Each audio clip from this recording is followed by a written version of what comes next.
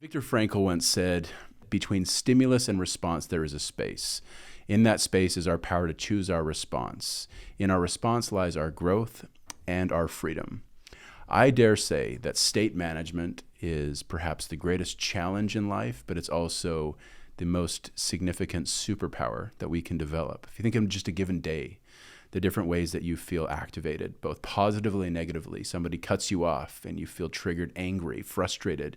You have an upset at work, you get fired. All of these things can lead to, although my kids would argue that someone made me mad, but we have that choice. State is significant to our daily performance. It's how we show up, and learning how to manage it is difficult. I dare say one of the biggest challenges that, especially if you have conflict and trauma in your life, it can be one of the biggest hurdles in your life. I've discovered that there is a very simple way, something that's very natural to you, that is your ability, that is the ultimate tool to manage state, to connect with self, to feel and get reconnected to your highest levels of intelligence and creativity. And that is a thing called breath.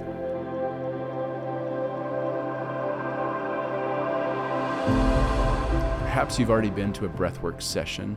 It seems to be growing in popularity. My first experience goes back a couple of years, in fact, although I've been breathing for my entire life, not recognizing just how much it was influencing my state. So what I want to do in this video is I just want to quickly share with you a few of the basic things that I would share with a group as we were getting into a breathwork session, just introducing you to the idea of it and what is actually happening when you engage in a breathwork. Although there's a variety of breathwork modalities, and there's really no way to breathe wrong. Although I guess you probably could. I want to just share with you a strategy that I use most frequently. In fact, I use daily in my routine. It's something that's become a very integral part of my ability to grow and progress as a human. So I'm excited to share that with you. And so let's jump into it. Like, what is breath? Well, breath in its very basic sense is what sustains life for us. It's how we ingest oxygen that pump through our blood into our body, is what keeps our cells alive. In Greek, breath stands or translates to spirit. And we get into this biblical definition of God breathing life into Adam and Eve, breath being spirit. So it feels like there is this connection with breath to the divine, to the higher self, to higher consciousness, to a sense of meditation, right? Like most cultures that I'm aware of have integrated breath into their practices, into their holy practices, into their sacred practices. So breath has always maintained this level of significance, but when we really understand how powerful it is for us, everything changes. One of my favorite books on this is Just Breathe by Dan Brule. He's Tony Robbins' breath coach. And Tony Robbins says breath is the ultimate key to your well-being, and Just Breathe is a definitive breathwork handbook, and it's true. It's been an amazing book, and Dan Brule has a crazy story. So I highly recommend that. There's also a lot of videos on YouTube about this, but what I want to do is I want to jump right into this and kind of break this whole concept down with the 3 B's, and I want to talk about breathwork relative to your brain, to your body, and then to the breath itself, the process, and how I breathe and how I will invite you to breathe as well. So let's start with the brain, because I think that's really where we notice the biggest shifts. First of all, we kind of briefly mentioned this idea of state management. So understanding state and all of the chemicals, the emotions, the feelings that are all happening kind of behind the scenes, sometimes feeling like beyond our control. How can we influence that? What's actually happening? So let's start first of all with brain waves. And this is really just the activity in your brain. On a given day, you're probably going to operate in a number of states. There's beta, there's alpha, there's theta. When you're sound asleep, not in REM, but you're in a state called delta. And when you're achieving higher states of consciousness, you may hit a really high frequency called gamma. But what we're going to focus on is beta for now. Beta is where you spend most of your day. You have this thing called high beta, and that's when you're feeling incredibly anxious, intense, all the way down to just what would be a low beta, which is your daily operating function. When you get really calm, you're going to get down and slow down into a state called alpha. Alpha is really where you would spend time when you've really slowed down, you've gone for a walk, you're not actively crunching data in your brain. But then there's this other state that goes a little bit slower, and that's called theta. Theta is a place you get to in deep meditation. Alpha would be high meditation, hypnosis, or trances in your car, even when you're driving. Theta, a dream state, obviously, when you're visualizing, it's a really powerful place. And one of the things that's interesting about those states, when you're able to slow down your ego, that voice in your head or voices in your head really kind of falls away. All the filters of meanings just start to fade when you slow down and get into that alpha and theta state. So theta is the goal. One of the things that breath work does is it slows you down and it gets you out of your head, out of that fight or flight or that beta state, into a more connected state of self. Now, why is that important? Well, it's because that's really a powerful place to manage state, because the goal is to spend time in self. What's self? Self is that place, let's say, like one of my favorite books is Think and Grow Rich. Think and Grow Rich inspires me. I feel curious, I feel creative, I feel courageous, I feel confident, I feel connected, I feel calm, I feel excited about just what's available to me, but I feel deeply connected in self, right? I feel present. That's self. Self is where you're optimistic, you believe, you have this different way of thinking. The other states, these ego states, these anxious states, fear, stress, grief, shame, these are all states of being that pull us from self. There's a number of great books. We won't get into those modalities, but there's alternate states. That's honestly where we spend a lot of our time, is not connected to self. But when you think about the most creative, powerful moments of your life, most often it's not when you're in the grind of something. It's when you've taken a minute to pause, change your state, and reflect. So not that you want to spend your entire life in this uber creative meditative state, but you want to learn how to shorten the time you spend in activated states so that you can feel like you're operating from a place of control, right? A place of peace and confidence. And that's self. What I've learned in breath work is that my ability to break past the ego and get connected again is where I have my most creative inspiration, the intuition, the inspiration, the connection to God that allows me to create powerful things in my life and personally to have some breakthroughs. In fact, in therapy, I've spent over 10 years in various modalities of therapy, and it's been through those that I've recognized just how important state management is, but how important it is to be able to connect with rational thought and truth that really emanates and stems between me and my connection to God or a higher power, whatever it is that you view. So the other thing that's interesting, and as we get into breath, we're going to talk more about the way that it activates your nervous system. But we have these states that we get, they're activated, they're energized, they're potentially threatening. It's getting into this primitive fight or flight, the state of fight, flight, or freeze. We have these ways that we respond to our environment, the choice that we have, but yet patterns and habits that often feel beyond our control. This is an opportunity to disrupt those patterns and to break those down and be able to manage and control your state. So let's dive into the body a little bit as we get into breath, and we'll talk about the process. But for right now, let's just talk about this idea of circular breathing. You are consciously focusing on breath. There's Wim Hof, there's a variety of different strategies. But for now, let's just talk about the idea that I'm breathing intentionally, whether I'm meditating or I'm actually engaging in breath work. As I continue to breathe, what's happening is a number of things. First of all, it's important to recognize if you were to watch a child breathe, you would see that child breathing from the belly. As we get serious in life and as we become grown up and adults and we have all these important things to do and stress, we start to breathe from our chest. So if you ask somebody to breathe, they'd probably go, and there would be a lot of movement up here. If you watch a child breathe, you'll just see their belly. You won't even see their shoulders move. It's very different breathing. What's interesting is they activate very different parts of the nervous system. This chest breathing really activates the sympathetic nervous system, the fight or flight, this preparing for battle. And the parasympathetic nervous system, which was really going to be generated from our belly breaths as we slow down, is going to encourage this relaxation, this digestion, the body's ability to return back to a normal state of being. So it's important to understand that as we engage in breath, belly breaths are important. Now, there are some strategies of breathing where you can breathe belly, chest, and then out. But for right now, what we're going to focus on is breathing through the mouth, and we're going to be talking about circular breathing. But what's happening in your body, is that if you think about what, like you're in a state, you're running, and your body is going through a lot of intensity. You're breathing faster as you run. And what's happening is your body is needing more oxygen. Those cells need to be rejuvenated. And so you're breathing and your heart is pumping fast to pump the blood through your body. Well, if you're sitting in a state where you don't need any of that and you're just laying there, your body keeps the score. And so the body begins to start to send that oxygen, that energy, that spirit to the parts of your body that need to be healed. So the first thing I noticed the first time I did breath work was within 5 minutes, I was weeping like a child. I had no idea where this even came from. I didn't even know what I was getting into.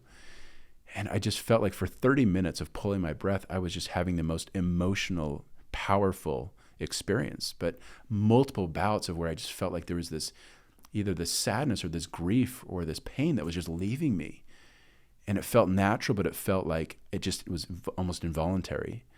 It gave way to some incredibly beautiful experiences, but that was the first significant thing I noticed. The first thing I wrote when I was done was, what the hell did I just do? Because it was that transformative of an experience. So let me talk about a few of the other things that I noticed as I started breathing. First of all, I felt that emotion. Some people laugh, some people want to cry, some people just hold it in, but the idea is that you're letting go and you're just allowing the process to take over. As thoughts come through your mind, you're just kind of letting them go and you're just connecting to the breath. You'll be listening to music, it'll be really loud, and you're just getting into a rhythm of breath. It's circular breathing. So you're breathing about 80%. And that's about the cadence. There's no way to do it wrong. And you're just getting into this circular breath and you're breathing really through your belly. When you're laying down, it's a lot easier. So I'll be laying on a yoga mat. I usually have a pillow, and I have a pillow under my knees as well. I usually have a blanket because I tend to get cold. And you think that your mouth is going to dry out, but it actually doesn't. You begin to self-lubricate. And for about the first 5 minutes, you're really kind of focused on breathing, and it feels like it's a strain. You're aware of everybody else. And after about 5 minutes, you really start to slow things down and you start to forget about the people around you. You get lost in the sounds of the music and you get lost in your own breath. And then your brain just starts to take over. And it's just an incredible experience. It's different every time. In a breathwork session, you typically breathe for 30 to 35 minutes and then you rest afterwards or just kind of sit or lay in that same state for 50% of that time, so 15 to 20 minutes. I do a lot of condensed sessions where I'll do it for 5 or even 15 minutes, and I'll usually figure out whatever's comfortable, often leading me into a really cool meditative state where I can stay like that for 30 minutes afterwards, if I have time. So one of the first things that you're going to start to notice after you kind of get into the sync of breathing is you might notice some physiological changes. So breathing, you may notice that emotional outbursts, which are very normal. I'm not aware of many people that don't have some version of that experience. And then you might start to notice this thing called tetany. So what happens is when you're ingesting this oxygen at this rate, you're not hyperventilating, but you're changing the pH of your blood. And what will happen is this thing called tetany. And tetany is where you just feel this tightening or tensing up of the muscles. And so most people notice it in their hands and they kind of turn into like crab hands and they get really tight and lock up almost. Some people I've seen kind of get stiff in the neck. I've just seen a variety of different things. I've noticed tetany in various parts of my body, it's different every time. Most often though, I notice it in my hands and in my face and mouth. And that feels scary at first. It's like all conflict and pain in your life. We want to fight it, but we actually need to just lean into it. We need to release it. We need to breathe. In this case, breathe into it. So I find that the more I just breathe and accept the fact that I'm noticing that, and just continue to move forward, it eventually subsides. It always does. Some people can slow their rate of breathing down just a little bit, just to kind of slow that process down. But I look to tetany as a welcome sign that I'm doing something right because my body's responding to it.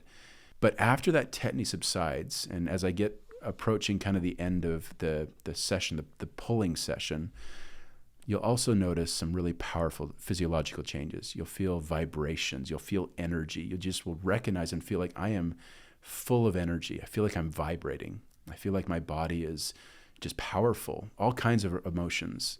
Sometimes just deep feelings of love, of connection. But whether I don't know to the extent to which breath work, have not read any studies about DMT, but a naturally occurring DMT in your brain is released, as well as a lot of other endorphins and chemicals that just really give you this very euphoric state of just feeling very, very powerful, very connected to a higher power, to self, highly optimistic, very powerful, very centered. It's just the most incredible place. And it's in this state that people have the experiences that you've probably heard about, where they feel connected to God. They have some deeply healing experiences with self. They connect with loved ones. People have very spiritual, very deep, very profound, very personal experiences in this breathwork process. But it's different for everybody, and it's different every single time. But what I notice is the more that I'm able to let go and just lean into the process and not restrain my emotions, the more I'm able to kind of get into the state where I kind of drop in, if you will. And that is where I have the experience that I need to have. And I try to not go in with an expectation, perhaps an intention, but I don't want to define what it's going to be. Every time it's different, but it's exactly what I need. So that's a little bit of the process that you'll go through as you're breathing. And it takes some practice to kind of get into the rhythm and to not feel weird and awkward about it. But once you get into it, usually in the 5 to 10 minute range, you'll notice your ego just drops off. And then the creative juices start flowing. You start having these ideas and you want to write them down, but you trust that you're going to remember everything, and you just keep going. And then after about that range, you start to notice the tetany, and that's when people really start to have some really cool experiences. And those will continue all the way into the session where you're just kind of sitting. So after you've stopped pulling your breath, you'll just basically just kind of lay there. The music is still playing, and you're just experiencing. So after that's done, we usually take some time to just sit there and kind of come slowly back to awareness. And then that's when the brain kicks in and you want to start journaling everything you experience. So I recommend you bring a water bottle, a journal, a yoga mat, a pillow, a couple pillows maybe, and a blanket. And those are the ingredients for a successful breathwork experience. And then the rest of it is just you leaning into the process. You'll recognize if you're holding back. You can see it. But the more you do it, the more that you really find this ability to let go, to drop in, to connect deeply, and to have the healing or the experiences or the epiphanies or the inspiration that you need. And that's the magic of breathwork. And so, as far as next steps, I've got a playlist that I'll share with you. I might even recommend, one of the things that I do daily is if I don't have time to do a full breathwork session, the point of this video is to give you a tool to start doing this on your own, and I recommend you do it. And whether you've got 5 minutes or 10 minutes, you can be literally just sitting in a chair and just notice what happens. Notice when you stop paying attention to it. Notice when you get into it. Notice when the ego drops, and notice when you get connected to self, and notice when you become powerful. I've got some notes that I wrote down, and I just am kind of experiencing like these stages that I want to kind of share with you. And the first one is leading, of course, with an intention. And then you kind of get into the pull. And the pull is the breath. Into it, the next stage is the ego drop. And that's where I feel like my ego gets out of the way and I forget, I don't care what people think about me. I'm just breathing. And then I notice a lot of times is when I start to experience the tetany, or just a heat wave, or just this rush of energy. I call that the fire. That's when my body really gets into the state. It's now becoming empowered. It feels like the breath, the spirit has really just hit a new level. And then there's a release. There's a moment when the tetany kind of gives way, and I just feel like the conduit opens, and I just get connected to whatever it is I'm going to connect to in that session. The truth, the meanings, God, the self. And then I kind of have like this moment where the inspiration really starts to kick in. And then there's the reflection. And the reflection is just where you sit with it and learn from it and ponder it and write it down, and then you read it the next day. So that's the experience. That's the arc of breathwork that I've really learned to focus on. And perhaps this is all overwhelming. What I would recommend you do is just come join us for a breathwork session and just try it out and just breathe and just practice.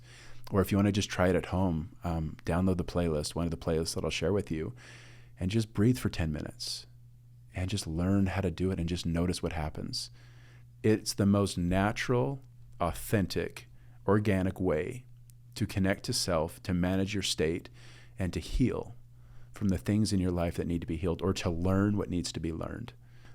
But I'm not joking when I say, when I first did breathwork, it was one of the most transformational experiences of my therapeutic journey in my life. And today, it's a daily practice. So I look forward to hearing from you, and I look forward to seeing you in one of our sessions.